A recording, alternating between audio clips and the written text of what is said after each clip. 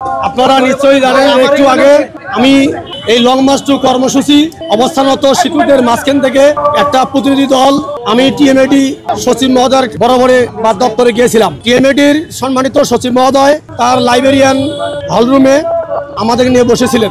উনি আমাদের নিয়ে যেটা আলোচনা করেছেন যে আপনাদের দাবি 5টা 5 দফা দাবির মধ্যে 1 নম্বর দাবি 1089টি বাছাইকৃত এমপির ফাইল প্রধান উপদেষ্টার কার্যালয়ে যেটা আমরা পাঠিয়েছিলাম, এটা প্রধান উপদেষ্টার কার্যালয় ডাইরেক্টর মহোদয় ফাইল নোট করিয়ে প্রধান উপদেষ্টার টেবিলে রেখেছেন। ওখান থেকে আশ্বস্ত করেছেন ওনাকে যে আজকে সন্ধ্যার পরে অথবা আগামীকাল স্বাক্ষর হবে। আর বাকি দাবি দেওয়া আমাদের শিক্ষা উপদেষ্টা মহোদয় দেশের বাইরে আছেন, উনি 7 তারিখে আসবেন।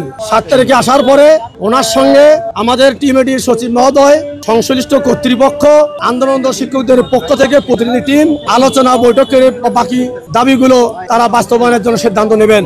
এখন আজকের এই আন্দোলনরত শিক্ষকদেরকে আপাতত সচিব মহোদয়ের অনুরোধে আমরা এই লং মার্চ কর্মসূচিতে রাস্তায় যে অবস্থান করতে শিক্ষক ভাইরা এদেরকে ওনার অনুরোধে আমাদের কেন্দ্র কমিটির সিদ্ধান্ত মোতাবেক অবস্থান ধর্মঘটের স্থানে আমরা নিয়ে যাওয়ার জন্য আমরা সিদ্ধান্ত নিয়েছি। এবং যেহেতু প্রধান উপদেষ্টার কার্যালয়ে লং মার্চ আমাদের ছিল, এটা পুলিশের ব্যারিকেড প্রতিবন্ধকতার কারণে আগামীকাল দুপুর 12 ঘটিকার মধ্যে এই আন্দোলনরত শিক্ষকদেরকে নিয়ে আমরা বিক্ষোভ কর্মসূচি আমরা পালন করব এবং লাগাতার অবস্থান ধর্মঘট থাকবে।